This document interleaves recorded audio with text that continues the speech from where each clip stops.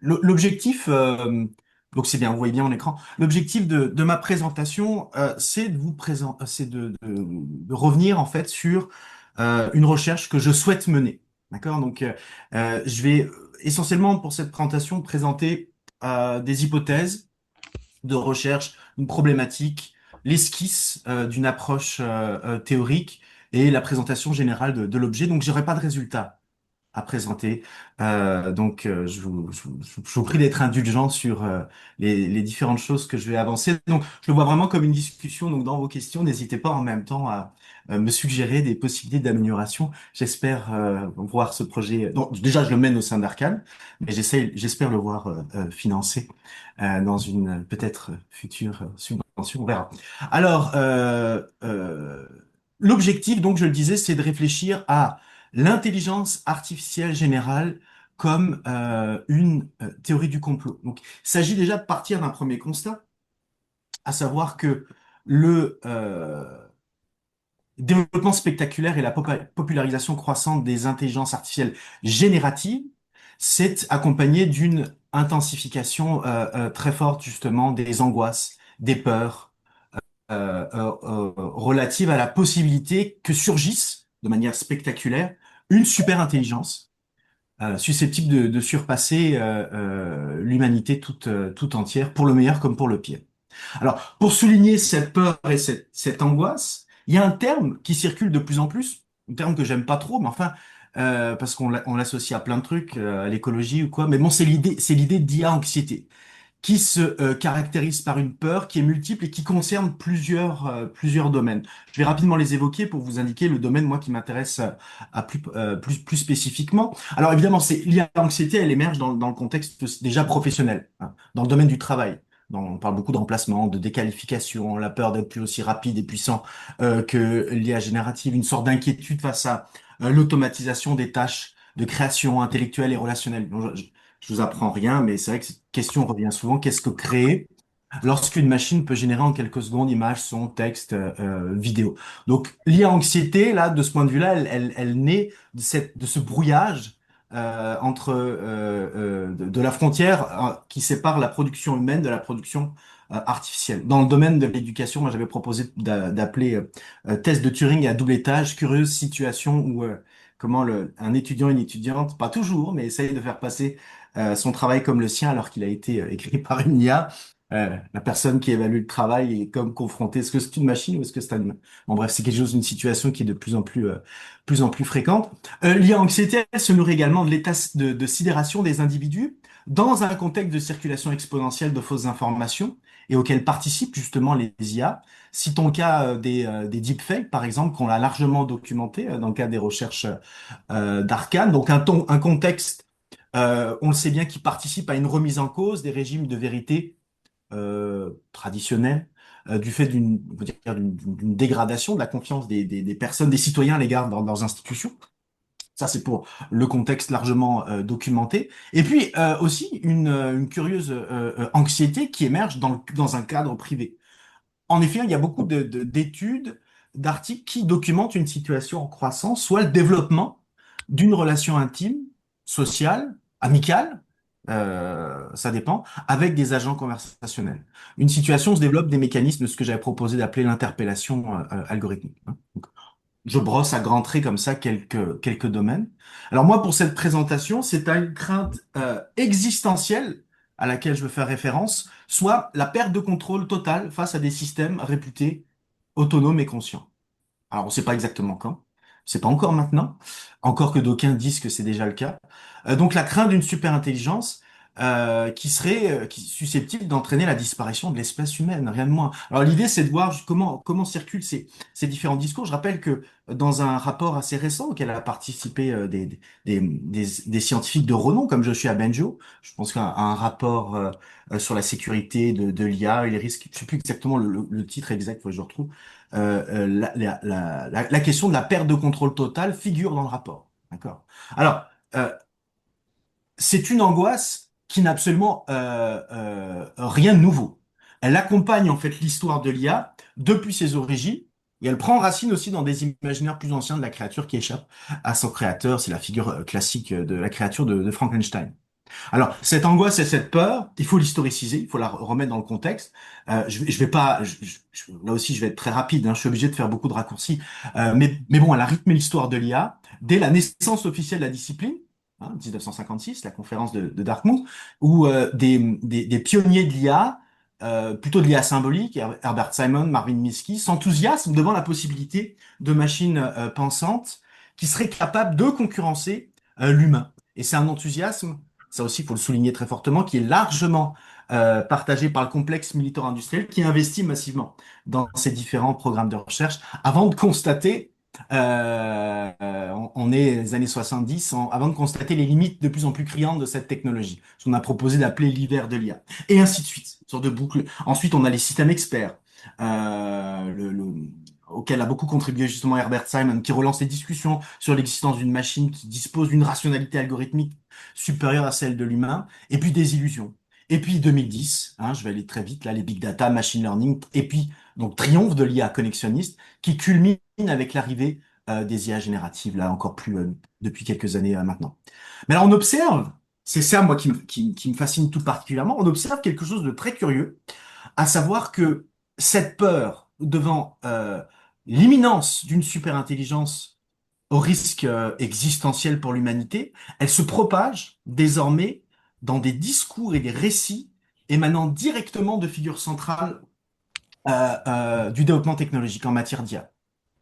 Parce que si on regarde qu'est-ce qu'ont en commun, par exemple, des personnes comme Sam Altman, Elon Musk, Bill Gates, la liste est longue, hein. Alors évidemment, ces grands patrons de la big tech, c'est quand même des personnes très importantes dans l'orientation générale de l'intelligence artificielle. Mais il y a un autre point commun tout à fait curieux.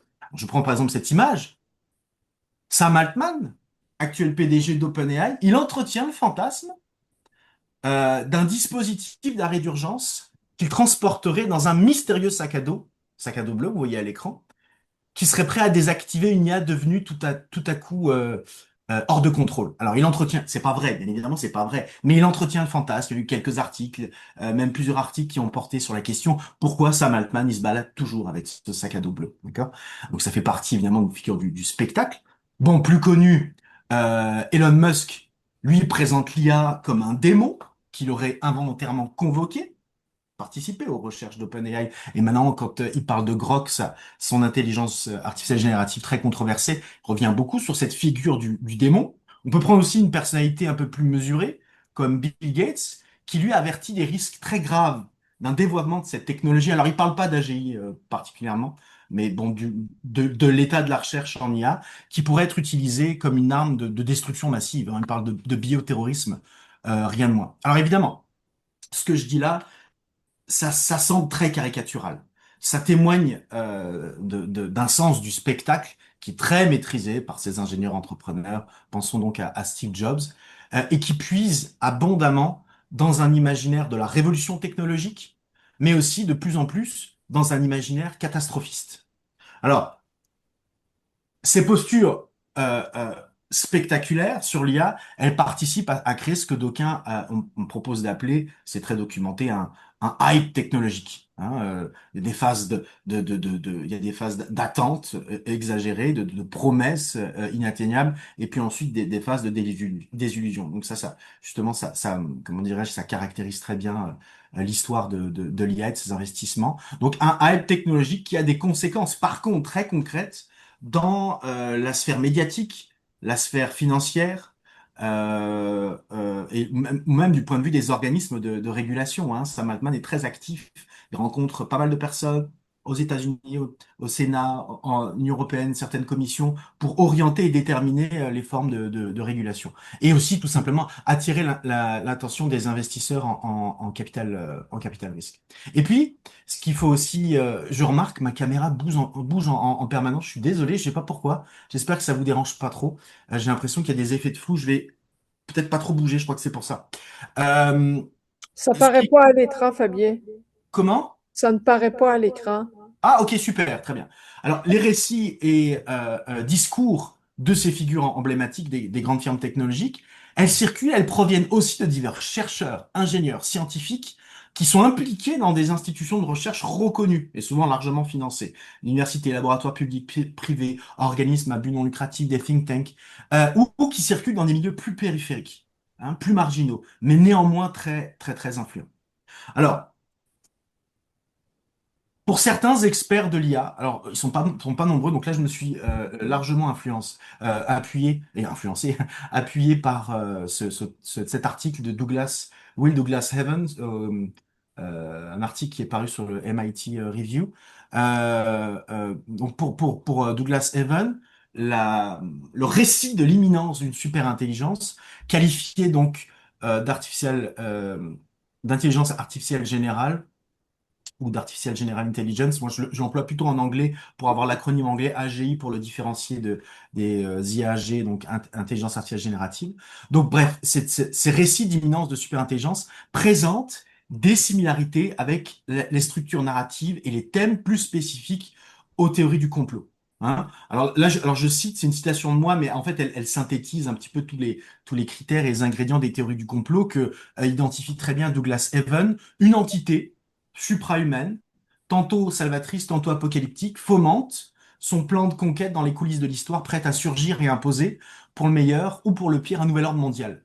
Euh, donc là, vous avez tous les éléments spécifiques des théories du complot. Enfin, il y aurait peut-être encore d'autres éléments, mais premièrement, entité suprahumaine fait référence à un pouvoir mystique, invisible, caché, qui est partout et nulle part, qui est dans nos ordinateurs, ou peut-être pas dans nos ordinateurs, qui se situe en dessous ou au-dessus des individus et de leurs institutions. Les termes salvateurs et apocalyptiques qui renvoient directement au binarisme des théories du complot, hein, qui sont connues pour leur goût de l'eschatologie. Donc on va avoir des utopistes qui vont entrevoir l'AGI comme le salut de l'humanité, et puis il va y avoir des catastrophistes qui vont plutôt, des technodystopiques qui vont plutôt envisager la destruction totale du monde. Et donc le hype technologique s'appuie sur cette idée d'imminence de la catastrophe ou de la révélation messianique. Évidemment, le terme de fomenter un plan de conquête, ça souligne l'idée de dissimulation intentionnelle, de plan caché, ou pour celui qui est capable de décrypter les signes, rien n'arrive jamais au hasard. La figure classique du complotiste, Guillaume. Alors évidemment, celles et ceux qui savent décrypter les signes, c'est celles et ceux qui développent ces technologies, bien sûr. Le terme de coulisses, c'est également pour souligner, ou pour reprendre un slogan connu de la culture populaire, à savoir la vérité est ailleurs, elle se prépare ailleurs, derrière les rideaux. Et enfin aussi l'imminence ou le surgissement, qui impose, alors là, ça fait peut-être référence à la notion de temporalité, Muriel, qui impose donc un état de vigilance qui peut confiner à la paranoïa permanent et qui empêche toute réflexion, toute reprise critique. Et puis, bon, l'idée d'ordre, c'est de nouvel ordre mondial qui fait référence à la question de la totalité. Alors, il y aurait peut-être là une fin de l'histoire, la conjuration, toute forme d'extériorité. Et aussi le fait de donner une clarté, un éclairage dans un système monde qui est très complexe, qui est irreprésentable et qui est insaisissable. Alors, pour Douglas Evan, euh, euh, l'intelligence artificielle générale, elle remplit quasiment tous ces critères. Je le cite, alors c'est pas exactement une théorie du complot, mais ça y ressemble très fortement. Je le cite, en nous penchant sur les points communs entre l'AGI et les véritables théories du complot, je pense que nous pouvons mieux cerner ce concept et le révéler pour ce qu'il est, un délire techno-utopique ou techno-dystopique, à vous de choisir, qui s'est ancré dans les croyances profondément enracinées et difficiles à déraciner. Donc, je trouve un intérêt très très fort de ce point de vue-là, de considérer l'AGI comme une théorie du complot qui permet de démystifier en quelque sorte le hype et souligner aussi ce que présuppose une telle théorie, à savoir que il y a seulement quelques initiés qui connaîtraient les véritables intentions, le dessein de cette entité technologique et surtout les moyens de la contenir ou de la désactiver. Pensez donc au fameux sac bleu de Sam Altman, donc ce fameux fantasme qu'il se plaît à entretenir. C'est la raison pour laquelle moi, la question que je me pose pour ma recherche, c'est dans quelle mesure les récits contemporains autour de l'AGI qui bénéficient d'une attention croissante depuis la popularisation de l'IA générative, il y a d'autres facteurs, mais ça c'est un facteur quand même prépondérant, peuvent-ils être appréhendés comme des formes particulières de théorie du complot et quelles en sont les spécificités? D'accord? Donc ça c'est la question générale de ma recherche. Si bien que là, je vais vous présenter un petit peu le cadrage. Bon, c'est assez, finalement, je vous présente comme un projet de thèse ou justement de subvention.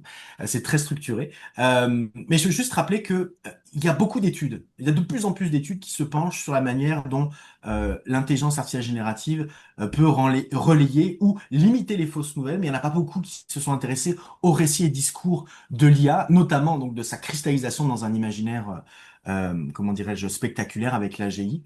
Et donc, une analyse de cet imaginaire à, à- à la lumière donc des théories du complot. Alors, je vais juste donner quelques informations très brèves, mais c'est juste pour situer, comment je me situe par rapport à la recherche actuelle. Bon, déjà, rappeler que dans les sciences sociales, les recherches portant sur les théories du complot et la désinformation, c'est un champ de recherche interdisciplinaire particulièrement dynamique. Je vous renvoie à cet ouvrage édité par Michael Butter et Peter Knight qui a beaucoup travaillé sur les théories du complot, où là on a vraiment, on peut voir quels sont les différents, comment dirais-je, les différentes disciplines qui sont mobilisées pour analyser les théories du complot. J'en prends quelques-unes. Alors plus spécifiquement dans un contexte de prolifération de fausses nouvelles.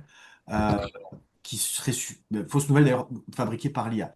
Alors, dans la sociologie, c'est des travaux qui portent sur les formes de radicalisation et les profils de groupes sociaux qui, en vertu de certains thèmes, surveillance de masse, réseaux occultes, secrets gouvernementaux ou contexte, pandémie Covid-19, élections, adhèrent à certaines idées, croyances et rumeurs qui se propagent massivement sur les médias sociaux. En psychologie sociale, il y a des études qui portent sur les multiples biais cognitifs, les habitudes réflexives sur lesquelles s'appuient les théories du complot et les conséquences qu'elles peuvent avoir sur les comportements individuels et attitudes en ligne, sur l'identité. En sciences politiques, on va s'intéresser plus spécifiquement aux formes de défiance et à l'érosion de la confiance qui spécifie les rapports entre les individus et leurs institutions démocratiques. Et en philosophie, ces transformations sont étudiées à partir de réflexions plus anciennes sur la constitution des savoirs et des connaissances, les régimes de vérité. Foucault est une référence assez récurrente.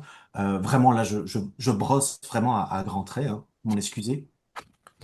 Et puis, il y a une littérature émergente puisqu'elle accompagne en fait, en quelque sorte, elle documente ce qui se joue avec l'IA, qui se concentre plus spécifiquement donc sur le rôle de l'IA, euh, en analysant par exemple le rôle des systèmes de recommandation, l'IA générative dans la diffusion automatisée de fausses nouvelles et de contenus conspirationnistes. Donc de ce point de vue-là, l'IA et l'intelligence artificielle est analysée comme un outil qui permet, qui joue dans cette prolifération et circulation de fausses nouvelles, ou à l'inverse, l'existence de travaux, il y en a de plus en plus qui cherche à évaluer le rôle positif que peut jouer l'IA dans un contexte on va dire, d'éducation aux médias, de littératie numérique, pour endiguer les croyances complotistes comme moyen permettant d'identifier les fausses nouvelles. Alors, ça, c'est un premier. Donc, pour penser le rôle entre. Alors, je parle pas d'AGI, là, je parle d'IA générative notamment, et les théories du complot ou la désinformation. Donc, il y a pas mal d'études en développement là-dessus.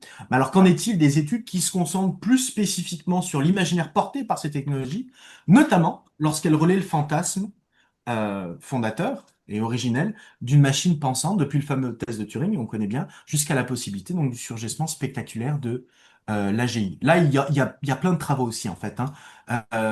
Il y a beaucoup d'études. Alors, je vous ai affiché là le livre que j'aime beaucoup de Bender et Anna et Icon, mais j'aurais pu en donner bien d'autres. Donc, il y a de nombreuses études là qui soulignent l'effet de mystification d'une IA consciente et autonome qui en fait permet c'est l'idéologie, hein, qui permet de masquer les effets réels du développement de cette technologie, du point de vue du contrôle social qu'elle exerce sur les individus, pensons aux plateformes, des infrastructures d'exploitation qu'elles mettent en place ou encore de leurs impacts écologiques.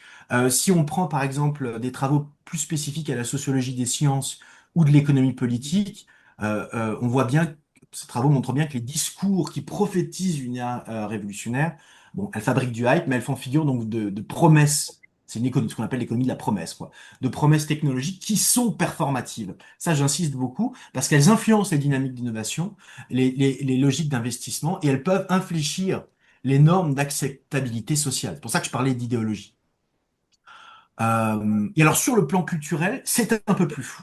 Sur le plan culturel, déjà, il faut rappeler qu'il y a beaucoup de récits pardon, sur le plan culturel, il faut rappeler qu'il y a beaucoup d'études qui portent sur les liens entre l'IA telle qu'elle se fait et la science-fiction.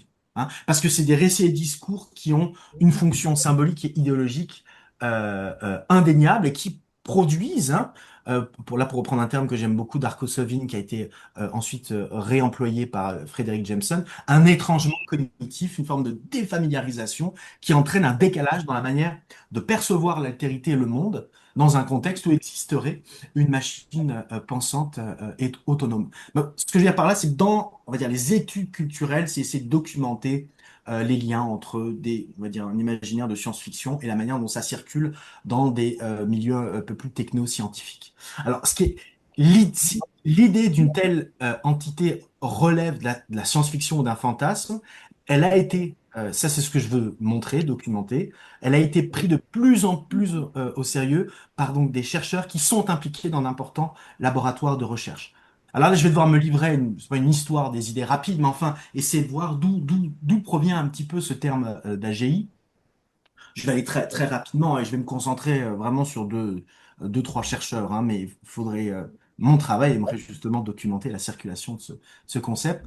Le terme a été popularisé par deux chercheurs américains en IA, Ben Goertzel et Shane Legg. Alors, toujours intéressant de savoir où se trouve, enfin, s'intéresser à leur curriculum vitae. Ben Goertzel, il est membre de la fondation transhumaniste Humanity Plus, c'est pas rien de le rappeler, et il conseille le Singularity Institute for Artificial Intelligence. Permet déjà de comprendre un petit peu l'imaginaire ambiant. Et puis Shenleg, lui, il a cofondé DeepMind, qui est quand même qui est une filiale de Google, faudrait dire Alphabet, qui se concentre sur l'intelligence artificielle, qui développe l'IA, mais dans une perspective justement d'AGI. Alors, lorsque lorsqu'ils discutent d'une IA capable de... Alors je m'appuie un peu sur l'article là que j'ai cité de Douglas Even, qui retrace un petit peu la genèse aussi de ce concept. Lorsqu'ils discutent de cette IA, euh, ça relève plutôt de la plaisanterie, d'abord, et d'une sorte de fantasme de quelque chose qui circule dans d'autres imaginaires de science-fiction notamment. Et puis ça va devenir finalement assez sérieux. Il va y avoir un ouvrage en 2006, Artificial General Intelligence, qui est quand même chez Springer. Et puis il va y avoir une conférence quelques années plus tard, en 2008, qui va être consacrée au sujet. Une conférence qui va devenir régulière, annuelle. Et je crois, il faudrait vérifier qu'elle existe encore aujourd'hui. Et donc, Shane Legg, lui, de son côté, comme je le disais, il va partir faire DeepMind et il va importer le terme avec lui dans le domaine, on va dire, techno-industriel, qui va lui donner en fait une certaine forme de légitimité institutionnelle. Alors, Goertzel, il est aussi proche, enfin, il évolue dans un milieu où on peut retrouver d'autres personnes comme Peter Thiel, dont on parle de plus en plus en ce moment, donc cofondateur avec Elon Musk de PayPal, et puis de Palantir et d'autres entreprises très décriées pour les applications à usage concret des technologies algorithmées et d'intelligence artificielle. Et puis quelqu'un aussi qui est assez connu dans le domaine, Eliezer Yudkowsky, qui a publié un ouvrage récent en 2025, mais catastrophiste, absolument catastrophiste sur l'intelligence artificielle.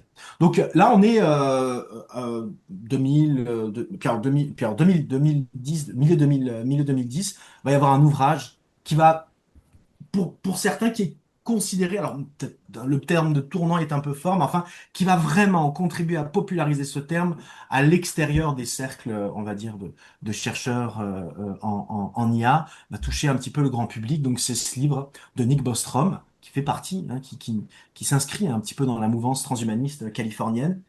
Donc la publication de cet ouvrage qui va finalement rendre acceptable, pourquoi pas même respectable, des thèses qui étaient quand même spéculatives. D'accord? Donc évidemment, il faudrait documenter bien d'autres ouvrages, mais ça, c'est un ouvrage important qui apparaît régulièrement, raison pour laquelle moi-même, j'utilise beaucoup le terme de super intelligence. Et donc, va émerger le terme d'AGI, la possibilité même d'une AGI, compte tenu des développements en IA, et autre point, comment dirais-je, les risques existentiels qui y sont associés. Et ça, c'est quelque chose qui circulent massivement. Alors là, on a des récits et des discours qui sont, on va dire, technosolutionnistes et qui s'appuient sur une mystique un peu New Age, hein, qui renvoie directement à l'idéologie californienne, très bien analysée par, très connu, l'article de Babrook et Cameron, ou des thématiques donc plus spécifiques au transhumanisme. Et donc, ce que je veux souligner là-dedans, c'est que les risques existentiels de l'IA sont pris avec une extrême gravité. Alors, j'en profite là pour parler, par exemple, du PDOM. Alors ça, c'est quand même assez fascinant, le PDOM, là. Bon, c'est plus tellement anecdotique, hein. L'idée que ces figures centrales de développement technologique ont chiffré la probabilité d'une catastrophe apocalyptique causée par donc l'IA selon le score PDOM pour Probability of Doom. Donc, une tentative de chiffrer cette probabilité alors, un chiffrage, on ne sait pas trop comment il est calculé, on ne sait pas trop quelles sont les données empiriques mobilisées, mais ça s'appuie sur une articulation d'hypothèses spéculatives qui concernent l'apparition de l'AGI, son désalignement, ça c'est un terme que je trouve fabuleux, on l'entend beaucoup, le désalignement, c'est-à-dire qu'à un moment donné, l'IA va s'orienter sur une ligne qui n'est pas vraiment celle de l'humanité. Encore faudrait-il savoir ce qu'est cette ligne de l'humanité, une perte de rapide de contrôle et puis une perte de capacité d'action globale. Alors je ne sais pas si les chiffres à l'écran sont encore actuels, mais enfin vous voyez donc la probabilité. Alors Élisier, dont je parlais tout à l'heure, lui tout à droite, lui c'est vraiment le catastrophiste. Il suffit de regarder sa littérature plus récente, mais vous avez des gens comme Joshua Bengio et d'autres. Alors il faudrait savoir est-ce que c'est pris au sérieux ou est-ce que donc mais les journalistes notamment s'y réfèrent assez régulièrement donc l'existence d'un score de fin du monde dont l'IA serait euh, probablement responsable. Moi, ce qui m'intéresse, c'est de voir comment finalement ce AGI associé au risque existentiel, ben ça circule massivement et ça s'institutionnalise. C'est ça qui est très fort. Et donc comment, et alors là, voir si on prend l'AGI comme une théorie du complot, c'est une théorie qui finit par devenir acceptable, hein. Alors moi, c'est un peu ça que je veux documenter. Et je veux terminer là-dessus. Il me reste un petit 3 minutes. Je veux terminer sur comment je vais m'y prendre. D'accord? Donc là, c'est comment dirais-je, c'est des propositions, c'est un cadrage théorique que je propose. C'est pas forcément le meilleur, mais c'est celui qui me plaît le plus et qui m'apparaît le plus apte à rendre compte d'un point de vue critique de ces discours et les différents aspects que j'aimerais analyser. Donc moi, je souhaite m'appuyer donc sur une approche, enfin un cadre théorique qui mobilise trois approches complémentaires.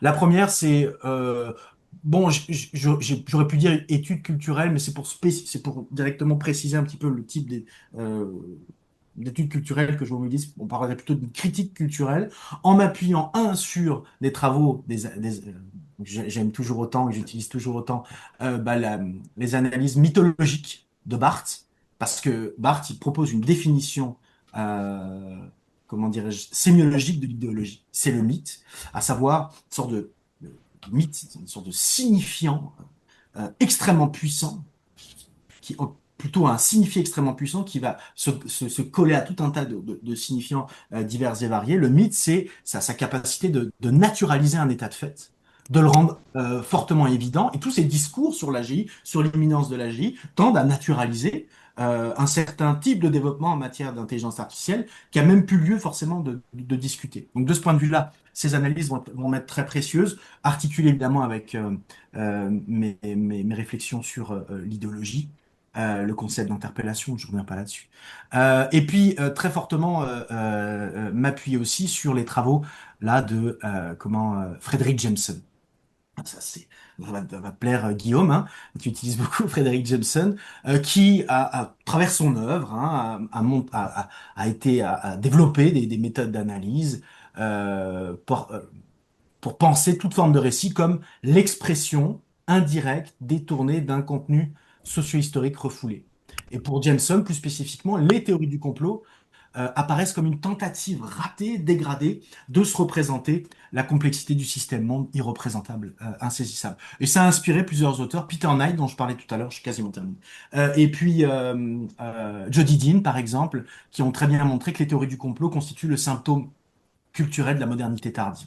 À croiser avec ça, la philosophie de la technique.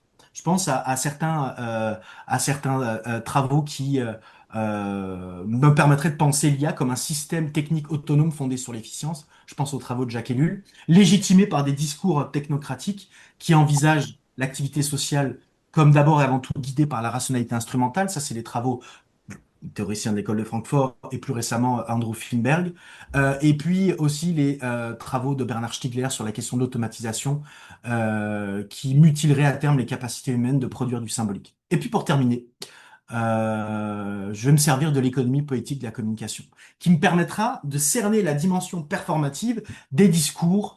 J'ai identifié deux sphères, il faudrait voir la sphère médiatique et la sphère financière.